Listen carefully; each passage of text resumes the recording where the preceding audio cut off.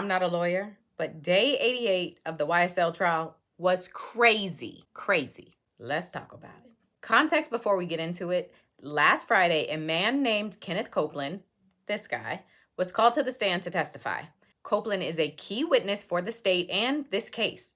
But when he comes to the stand, he ends up pleading the fifth. The judge throws him in jail for contempt and tells the attorneys that there's going to be a hearing on Monday, meaning today, to ask if Copeland plans on continuing to plead the fifth or if he's going to testify. Another key thing to know here is on Friday, Copeland's attorney, whose name was Melnick, said that he couldn't attend today, Monday, because he had some non-refundable tickets. So the attorney Copeland had on Friday is not the attorney that he had today. Now, this is all key information, so stick with me.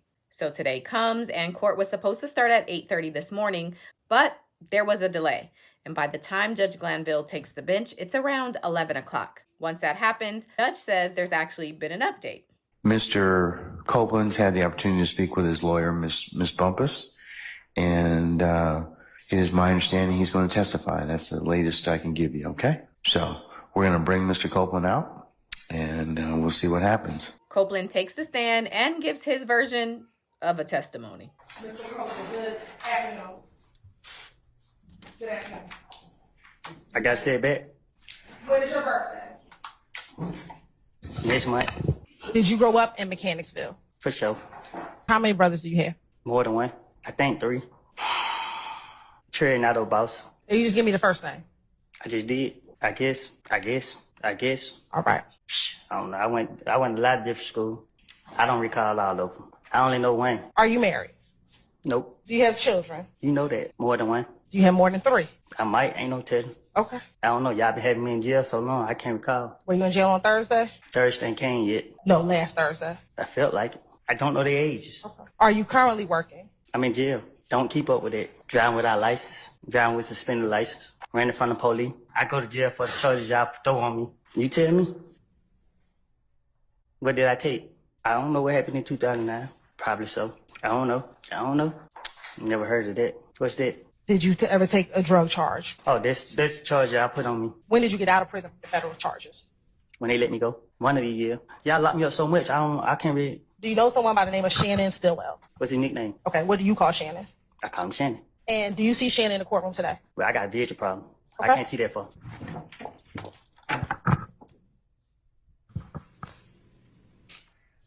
Who am I looking for? I think I see him. Look like he wearing gray over there. I think he got red hair. Okay, so you pointing to a lady and not Shannon? At some point in time, did you ever develop a friendship with Shannon? Yeah. I don't know when, but at one point we became cool. And when you say cool, what do you mean? COOL. You gotta be specific. Sure. I go out with anybody, even you. I'm not asking about me. I'm asking about Shannon. Hey, Judge. Sir. I'm hot. Can I take this sweat off? Can we just we're going to recess, ladies and gentlemen, maybe about 5 minutes, okay? So after they remove Kenneth Copeland's sweater, the judge calls the jury back in and says it's time for lunch. We've had to take up some ancillary business, and it's the lunchtime hour at this point in time. So what I was going to recommend we do is Everybody goes to lunch, and before court resumes for the afternoon, Brian still says he has something he wants to address. I was told, based upon information and belief, that when we arrived at 8:30, 9 o'clock today, he did not come into your courtroom until almost 11:30.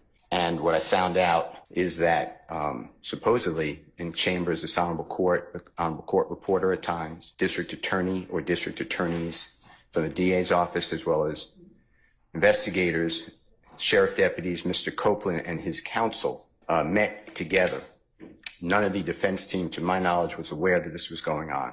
It was told, based upon information and belief, that it was told to the district attorneys that Mr. Copeland intended to plead the Fifth Amendment. Then I was told, based upon information and belief, that Adrian Love, the lawyer for Mr. Copeland, and this court were together, and Ms. Love made representations that John Melnick supposedly spoke with some attorneys for the accused and wrote an email to Ms. Love, to Adrian Love, stating that Mr. Melnick does not represent the witness, and that Mr. Melnick wrote an email saying, F you. Wait, he just said Kenneth Copeland's attorney that came into the courthouse on Friday sent an email to Adrian Love that said, F you? To me, that never... Mr. Steele, can I interrupt you for just a second? I'm kind of disturbed because that's ex parte. All that was an ex parte conversation. How did you find out about any of that? Well, I'm disturbed too. And the reason I'm asking you a question. How did you find out about it? The premise still is setting up is that through the weekend and up until today, Kenneth Copeland had maintained that he was going to continue to plead the fifth. Then this morning, there's this massive delay to court starting, and still says during that delay, Kenneth Copeland, his attorney, the judge, the DA, and investigators were all in a meeting in the judge's chambers. And following that meeting, Kenneth Copeland all of a sudden agrees to testify. And the problem, according to Brian Steele, is that a judge, DA, and a sworn witness can't have a meeting together in the judge's chambers without the presence of the defense. But the judge is telling him, not only can we have a meeting without y'all, the larger problem here is, how do you know about that meeting? Because anything that happens in a judge's chambers is supposed to be private. So Glanville's issue is, you need to tell me how you heard about this meeting. Oh, and ex parte just means one party. So the judge and the DA or the judge and the defense, those would be ex parte meetings with no witnesses. we're entitled, Mr. Williams and every other person wrongly charged here is entitled under the Georgia Constitution to be present. That's a critical stage. It's just like when you meet with me, it's those are ex parte for a lot of different other reasons, but I will certainly note that for purposes of record. Well, I'm going forward. What I was told was that Mr. Copeland said, And you haven't answered my question yet. I'm not going to answer that question. You're not? No, I will not answer that question. Why will you not answer that question? Because I want to make sure that what I say is accurate, and I'm not trying to No. anybody else. I'm asking you, how did you get this information? I'm not telling the court. What I'm saying is based upon information. Okay, well, listen, if you don't tell me how you got this information, then you and I are going to have some problems. We can have this. I have problems right now. Okay, I know. Look, I don't want to know about your problems. Okay, at this point in time, all I'm asking you at this point in time is, how did you come upon this information?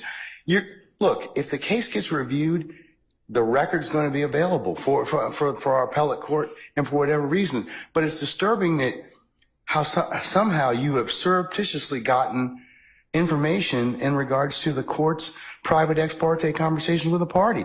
I mean, a witness who was sworn in Friday.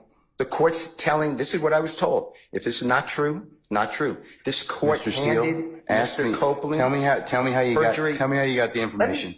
Why? State of Georgia. How about the witness? How about Mr. Copeland, who supposedly announced he's not testifying and he'll sit for 2 years, and then supposedly this honorable court. Okay. Or excuse me, let me rephrase that. This court. That was shade. He went from this honorable court to this court. Supposedly said, I can hold you until the end of this trial. Ms. Hilton supposedly said, actually, all of the defendants and then all 26 people are disposed of. If that's true, what this is coercion, witness intimidation, ex parte communications that we have a constitutional right to be present for. So I understand that you're upset towards me, but I don't know what I did. Mr. Steele, I still want to know, how did you come upon this information? Who told you? What I want to know is, why wasn't I there? Remember I said all of a sudden Kenneth Copeland agreed to testify today? Right here still is asserting that Copeland was coerced and threatened, and that's why he agreed to testify. And according to him, the judge was a party to, or at the very least, a witness to that. Why, sir? I'm going to hold you in contempt if you don't tell me who tell me who this information was coming from. I don't want to be held in contempt. Well, I'm not answering that question. That's attorney-client privilege information. I am not answering attorney-client privilege. Unless you were in my chambers, that's the only way you can figure out. I tell you what, I'm going to give you 5 minutes. If you don't tell me who it is, I'm going to put you in, I'm going to put you in contempt, because that is not attorney-client privilege. Attorney work product privilege. I am not. How did you get that information supposedly from my chambers? Did somebody tell you? I'm not. You should have told me. You got 5 minutes. Well, I don't need it. I want to continue. You got 5 minutes? This is what I was told. Mr. Copeland made statements that he admitted to killing Donovan Thomas and was. Don't take my notes. No. Now, if you've been watching, you know the death of Donovan Thomas has been discussed in this trial for at least the last 2 weeks. It is count 2 in the indictment and what some of these defendants are charged with. And Brian Steele just said that in this morning's meeting, Kenneth Copeland admitted to being the triggerman in that death. So the judge gives him 5 minutes to think about if he's going to tell him how he got the information, but Brian Steele ain't budging. I asked you, how did you get this information? And it is not covered by work product. There's only one way you could have gotten it. So I'm going to ask you again. If you don't tell me how you got the information, I'm going to hold you in contempt. I understand. I don't want to be held in contempt. And I don't want to hold you in contempt, but this is so sacrosanct to have a conversation in my chambers parroted to you and others. Why would it be ex parte? You're acting like it's ex parte under seal. It's ex parte. It's ex parte because that's what the state asked me to do. It's just like when you asked me for an ex parte conversation. I've never asked this honorable court or any court to meet with me and a witness. Well, your idea. I have an idea how you got it, but that's improper, sir. Your idea may be wrong, and you're asking me to judge. You cannot eavesdrop and get information that was not meant for you to hear at that particular point in time. This is so serious to me. We need a hearing. I'm moving for a mistrial. It is my understanding, based upon information belief, from whom? Part of it. From whom? Well, you need to tell me how you got the information. I'm not asking you what was said. You've already kind of given us some snippets of what you said. That tells me that somebody parroted that information to you. There's only one other person that's left. Well, Your Honor. And if that person gave you that information or shared that information with you, she probably violated privilege. Well, the person he's talking about here is Kenneth Copeland's attorney. The judge is saying she's the one who told Steele about the meeting. He also a second ago implied that maybe Brian Steele was eavesdropping. But regardless, Brian Steele is saying he can't reveal the source of the information. Who gave you the information? I'd like to know what information happened outside our presence. That's really it. He can go into custody at this point in time. I think that the court needs to again declare a mistrial based upon. Okay, and I'm going to deny your motion. I'm going to deny your motion. I understand that you spoke with the which is appropriate, and you influenced the witness based upon information belief, and I'd like to have that all on the record. I'd be breaching 1.6, and I know you're assuming something. I don't think you're breaching 1.6. You can't hide behind 1.6. I'm not hiding behind anything. And you can't hide behind. Yeah, but the thing is, I think you got this information. Somebody disclosed it to you, and that's the only way you could have gotten it. 1.6 has to do with attorney-client privilege, but Brian Steele also referenced work product privilege, which has less to do with the communication between a client and their lawyer, and more about that lawyer's work on the case and information or documents that they may come across and for the case. Unless you're sitting there, you're eavesdropping. So you can't use something ordinarily that you had no business getting to begin with. And Your Honor, excuse me. And I know I said this previously. Yes, sir. But we are not accepting any proffer from Ms. Okay. Love. Excuse me. Okay. All right. Ms. Love essentially said the same thing that the judge said. Basically, this is crazy. We need to know where he got the information. So I'm only going to play a couple things from her. This is a matter that the defendants did not have a right to be a part of. We did not act inappropriately or outside of the rules of professional responsibility. And if need be, we will reach out to the state bar ourselves and ask what the appropriate remedy is for everything that has happened over the last 2 days, well, the last 2 work days, because we are extremely concerned.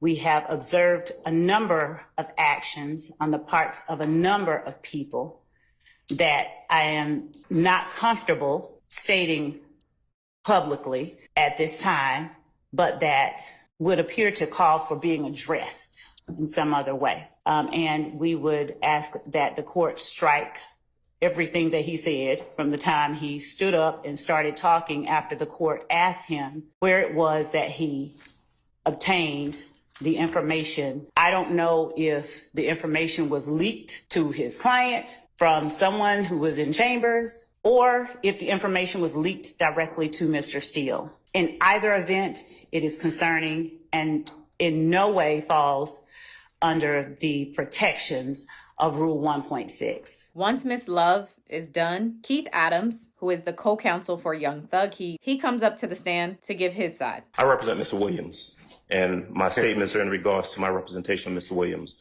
All right. He has 2 attorneys. Okay, yeah, he does, but The court, now having found Mr. Steele in contempt, if the court continues in that position, that leaves Mr. Williams represented, at least at this juncture, by myself. That puts me in a position of making sure the court is aware that I'm in receipt of the same information that Mr. Steele received. I'm of the same opinion that the court is engaged in behavior that I believe compromises and corrupts the continuation of this trial. I do believe that we are entitled to and should receive a copy of the transcript so that a full investigation can be made as to what we believe has occurred here. And so I take the same position as Mr. Steele. I am asking for a mistrial, as he did previously, and I'm telling the court that I do not believe that we can proceed at this point based upon the information that we've received. And if Mr. Steele is going to be held in contempt, I have exactly the same position. Keith Adams said, one band, one cell. Okay, but he also, in addition to also requesting a mistrial, is asking for the transcripts from the meeting. I also do not. Well, I asked him, so I didn't ask you. Yeah. So, but I'll leave it at that. Okay. Max Shard is up next to the podium. What is it, Mr. Sharp? On behalf of Shannon Stillwell, I am going to be moving for a mistrial. Shard also goes over the events of the morning. Today, we were instructed to come 8:30 for a 9 o'clock start. We did not start till approximately, I'm estimating 11 o'clock. We figured something was going on. We were given no information about any meeting, who was meeting, what the meeting was about, or whether the meeting was ex parte or not ex parte, who requested the meeting, who was in the meeting. We were completely in the dark. And quite frankly, we kind of remain in the dark. So I'm not going to throw out spurious allegations like the ones that have been thrown at me over the past couple days that are absurd. But I will say, Your Honor, what I do know, it appears there was a meeting that I knew nothing about that involved Your Honor, the district attorneys, and a witness who had been sworn in. Additionally, Your Honor, I believe that this meeting, again, I'm going to ask for the transcript and I'm going to ask for the recordings as well, should they exist. But I believe that this meeting with a witness without us present may have made the district attorneys and or Your Honor a witness to this in this case, a material witness in this case. And finally, Your Honor, I'm going to ask for as soon as possible, I'm going to ask that these proceedings be halted until we can obtain an accurate final transcript for what occurred where none of the defendants or defense counsel were present for, Your Honor. Thank you. I've noted your motion for mistrial. It's denied. Mistrial denied, and the other attorneys also asked for a mistrial, and Glanville denies them all. And then Brian Steele is officially held in contempt. Okay, Mr. Steele, last time. Who told you? All right, Mr. Steele's in custody. And once he clears the area, we'll go ahead and get started. If by that point we'll get started, resume the trial, Your Honor. Yeah, we're going to continue. I'm not called nothing. I'm not going to participate in the trial without Steele. You don't have that luxury at this point in time, sir. You don't. You don't have that luxury. You don't have that luxury at this point in time. You don't. Without the court addressing the issue, we believe that germane. Sir, you all are really getting yourselves cross purposes at this point in time. He's in custody. We're going to go ahead and start. You can represent Mr. Williams. That's okay. That's fine. I'll take up the other stuff as needed, but I'm not going to take it up right now.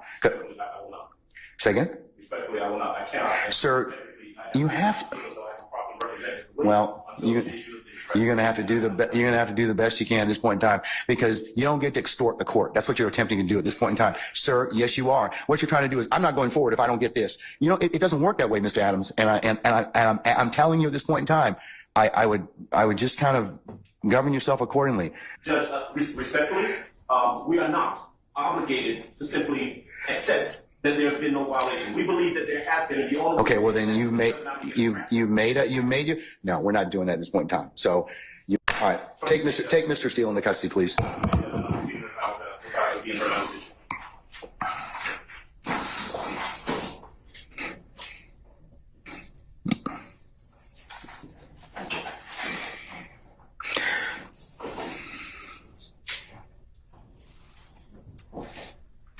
Your Honor, would the court afford me 1 moment to confer with counsel regarding the appropriate remedy in this type of Okay, all right.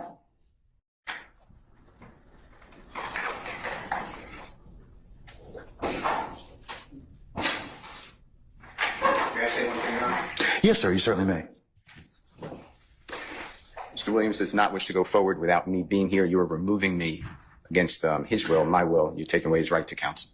And you're conducting material parts of this trial without me present, and I can't learn about it by watching online. So for that reason, additionally, I asked for a mistrial. And I assume you denied, but I'd like you to deny our motions for mistrial. You denied the other people. I denied your motion, but I'll certainly take that under advisement, sir.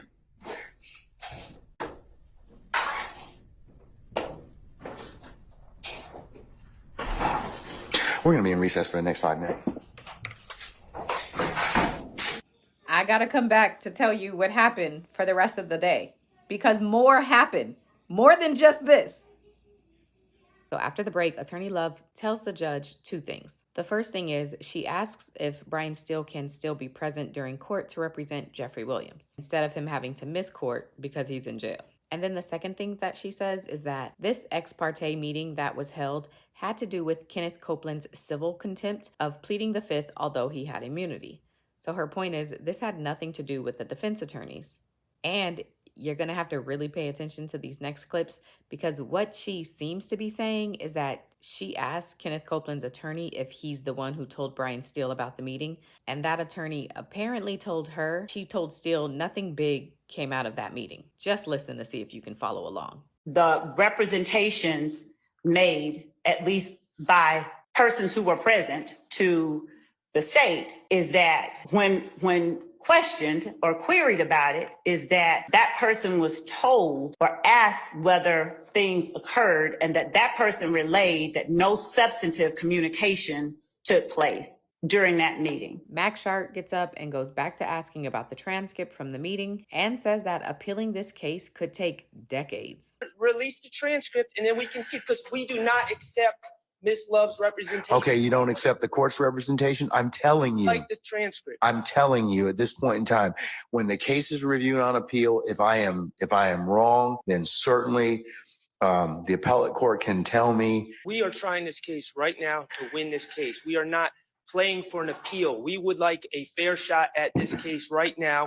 We would like the transcripts. We all know that the appellate process in this case is probably going to take decades. There was nothing that was improper about in the ex parte conversations. The court's more concerned about is the disclosure. I understand the court's concerned, but as the counsel for Mr. Stillwell, my concern is the meeting that he was not allowed to be present for. Okay, all right. Are you going to repeat the same thing again? I understand everyone's opinion at this point in time. Steele is brought back to the courtroom, and he too asks about those transcripts. Ask a question. Yes, sir. Did the court order the transcript that we can see it and have a hearing and call witnesses? No, I'm not gonna order the transcript as of yet. The disclosure is the more troublesome remedy. If I did something wrong, then certainly that can be reviewed. But I'm not at this point in time gonna release any of the transcript. Yeah. It's criminal contempt. It's sua sponte criminal contempt, sir. You don't get to appeal from this. You will go into custody at 5 o'clock today or whenever we finish if you don't tell me what that is. Tell me who that is. This is criminal contempt. All right.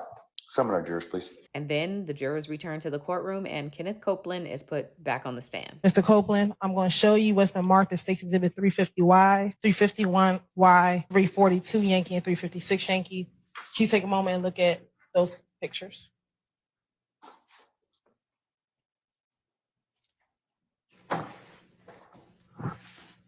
Is he just not gonna look? Please look at those pictures. Do I have to look at him? Yes. I recognize myself. So which one is DB? He died. And I'm sorry to hear that. Can you tell me who he is in the picture though? Looking at that picture, can you tell me about how old you were in that picture? You look like I was in elementary school. All right. I've been in jail for the last 3 to 5 years. I'm standing to DB right. And then is that DB in the middle? DB in the middle. And is that Shannon to the right?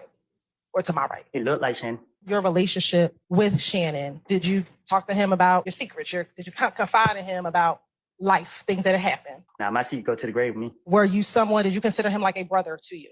Still do. Is your relationship the same with Shannon today as it was back when we were looking at those pictures? No, it's better.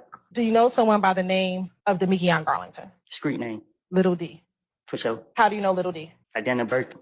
I'm sorry, say that again. I almost birthed him. You almost birthed him? Yeah. Tell the jury, what do you mean by that? I mean, he my son. Do you know what section of the city Demekion is from? No, I do not. Did you all ever attend school together? I can't go to school with my son.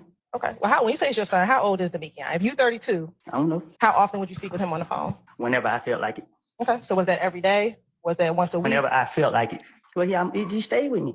Okay. When did y'all live together? He didn't really stay with me, but he stayed at my residence. I know you call him your son, but did you consider him like a brother? I consider him my son. And looking at 380 Yankee, do you recognize the individuals that basically with 380 Yankee? Tell me who you recognize in 380 Yankee. Me and Coco. Who's Coco? The ugly boy right here. How is your relationship with Little D today? Do y'all still have the same relationship that you had back in, say, 2015? No, we don't. How has it changed? I wanted him to lie for me, and he wouldn't. When the police was accusing me for stuff, I went to Little D and told him what I wanted him to tell the police, and he went to tell the police that, so I got mad at him. When you think about your friendship with Demikian and your friendship with Shannon, at this point, who are you closer to, Shannon or Demikian? Myself. But outside of those, I'm speaking specifically about those two individuals. God. That's good that you're close to God, but I'm talking about Demikian, Shannon. I guess neither. I don't know how to answer that. Look, I took special ed classes. You got to talk to me in a way that I can understand. All right, let's take 10 minutes and then we'll see where we are and see where the day leads us. All right. I got a headache. I'm going to take the fifth. I heard it. He said, I'm finna take the fifth. That's what he said. And he was talking to her, which means she now knows. Kenneth Copeland is released to go home with the expectation that he returns tomorrow to continue his testimony. And from there, Brian Steele announces that his attorneys have arrived to the courtroom to represent him in this criminal contempt matter. Do you have an attorney that's here for you, sir? Sure. Ashley Merchant is here. She's Context: Ashley Merchant, the attorney that Brian Steele just said is representing him, is the same attorney who filed the motion to recuse Fonnie Willis from the Trump RICO case. And if you followed my coverage of that, you're probably really familiar with her. You represent Mr. Steele, is that correct? Yes. For the purposes of the contempt, I've entered the order. I've entered the contempt already. I'm entering the order. I'm about to enter the order. If he tells me who it is that disclosed that to him, he will be able to purge himself of that contempt, and he's done. That's the only thing I'm asking for at this point in time. If not, then as you well know, as a criminal contempt, there's no superseded bond, there's no appeal, and I'm going to put him in custody for this evening. And if he wishes to, which he can still purge if tonight Keith Adams emails me or you email me and tell me, well, it was X. I've asked your client for the last time if he would tell me who it is that disclosed that information. Judge, just for the record, is it criminal contempt that you held him in? Yes, ma'am. Okay, and you said you had a hearing earlier today. No, with criminal contempt, I told him what the contempt was, and that was he refused to tell, order the court. If counsel, as you know, if the court orders you to do something and you don't, that's criminal contempt. And Judge, since it is a criminal contempt, he is entitled to due process. He's entitled to a hearing, entitled to an actual show cause, entitled to the allegations actually written, entitled to a witness list. We're entitled to present our own witness list. And notice of that. Criminal contempt is different. It is on the spot. So he's gotten the due process he's going to get. Well, and Judge, just for the record, it's that's direct. So what you're holding him in is in direct criminal contempt. Yes. And the problem is, if you hold him in direct criminal contempt, as you're saying that you did, you are a witness to that proceeding. And so it has to be referred to another judge. Doesn't require a recusal. You actually have to sua sponte send it to another judge because you are a witness to the proceeding. Show me the case law that says that, Ms. Merchant. Ashley Merchant is breaking down to the judge the difference between criminal contempt and civil contempt. In very basic terms, and y'all know I'm not a lawyer, the goal of civil contempt is to get you to comply. Kenneth Copeland wouldn't testify, so they jailed him until he would. And there was no preset time limit on it. Just put him in jail until he complies, or until the trial ends. Now with criminal contempt, on the other hand, the goal isn't to get you to do something or comply. It's more about punishment. You've done a bad thing, and now I'm going to sentence you up to 20 days in jail as a punishment for the bad thing that you've done. And Ashley Merchant points out, with criminal contempt, Steele has the right to due process, calling witnesses and all of that. And because this judge would be called as a witness, he can't also preside over the contempt case. She's saying it has to be referred over to a different judge. I'm not the only one here. There's quite a few other lawyers that want to be present in the court. There's about 20, 25. The challenge is I've got space allocations, as I told you. One additional attorney coming in, Alex Susser. And we're here on behalf of Gackel for our strike force. He is the chair of the strike force. I'm the president of the Georgia Association of Criminal Defense Lawyers and also a member of the strike force. So there's a couple different issues. First, the question is whether or not you need to have that hearing now. I know you're saying that you had the hearing earlier, but regardless, he was entitled to have an attorney at that point and he didn't have one. So the question is initially whether or not you even need to hear this now. I just want to know who told him this. That's all. I'm not asking him to release or otherwise tell any conversations, but I just want him to tell me that. And Judge, so that's what you want, but that does not conflate to a contempt. Your desire for him to answer your question does not mean that you have the power to hold him in So contempt. you can come into court, Mr. Merchant, and not answer a question of the court and not be held in contempt? If it's a question that the court is not permitted to ask, yes. Okay, well, this is a question the court's permitted to ask. And it's our position, if we had a hearing, we could explain to the court why he is not required. First of all, the court accused him of eavesdropping. That is a crime. He has a Fifth Amendment privilege against answering those questions. Rule 1.6 protects all confidential information that is gained not from your client, but in representation of your client. He has the ability to protect that information. But we don't even need to get there because he can't be held in contempt, and you can't threaten him with contempt for presenting a motion in good faith. He presented a motion in good faith that he believed there were ex parte communications. You are a witness to that because it's my understanding that you were part of those ex parte communications. They can't be ex parte if you aren't part of them. You have to be involved. Therefore, you have to be a witness. So you are a witness. You cannot also. But you got the information. But here's the thing: you got the information allegedly from an improper methodology. I'm not saying that he eavesdropped. Okay, I said that it's either one of two ways. He either eavesdropped, which I don't believe he did at all. I don't believe that for a minute. But I do believe that somebody did tell him. Judge, let's just back up for a second. He makes a motion because he has reason to believe that there were ex parte communications made. The court has a duty, if there are ex parte communications made, to alert counsel. He shouldn't have had to learn it from wherever he learned it. I think that he caused that particular circumstance. I think that he had a conversation with somebody and he got some information that he shouldn't have had to begin with. So, Ms. Merchant, I'm of the opinion I'm going to stand on my ruling at this point in time. I'm going to hold him in contempt. So at this point in time, is there anything else you want to tell me? Yes, Judge. There's quite a few other things.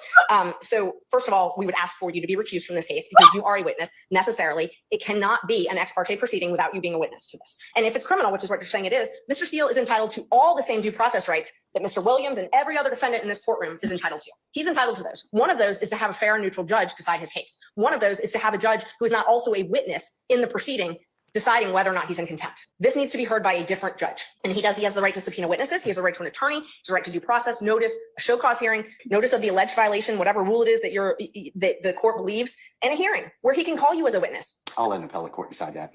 So anything else? No, we'll file a notice of appeal. And Judge, we would ask that you grant the bond. You can grant him a bond. No, you don't get one on that one. If it is a criminal contempt and you are finding him guilty of criminal contempt, then we have to have a sentence imposed. Now, civil is where you get to hold him until he complies. No, criminal is where you get to impose a sentence, maximum 20 days and $1,000 fine.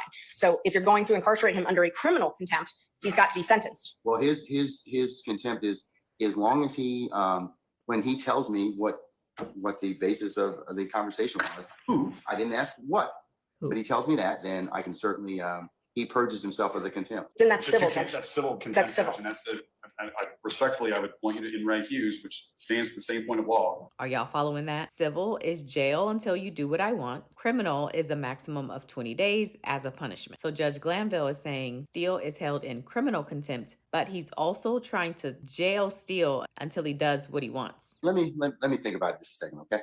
I'm gonna take 5 minutes out and we'll think about it. Judge Glanville comes back and lays out his sentence for Brian Steele. I've made a clarification to the order of contempt. Mr. Steele, I am going to hold you still hold you in summary criminal contempt for your failure to comply with my earlier order today. I'm going to order that you be taken into custody, incarcerated in the Fulton County Jail for no more than 20 days for this contempt. Those 20 days consisting of every weekend for the next 10 weekends. Wow. And you'll be reporting to 901 Wright Street Northwest, Atlanta, Georgia, 30318 at 7 p.m. on Fridays. You'll be released on 7 p.m. on Sundays. Sentencing him to weekend jail is crazy. And it's to commence this Friday, June the 14th at 7 p.m.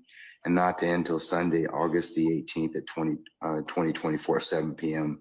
subject to further order of this court. I'd ask that I can be with Mr. Williams and we work on our case all weekend. I will, sir. If that comes to pass, you have my support. I will talk, and we may be able to make that work. Okay. Still asking to be cellmates with Thug in jail. Also crazy. All right. See y'all tomorrow morning. Okay. 9:30 for an anticipated 10 o'clock start time. Okay. We're in recess. And then court ends finally.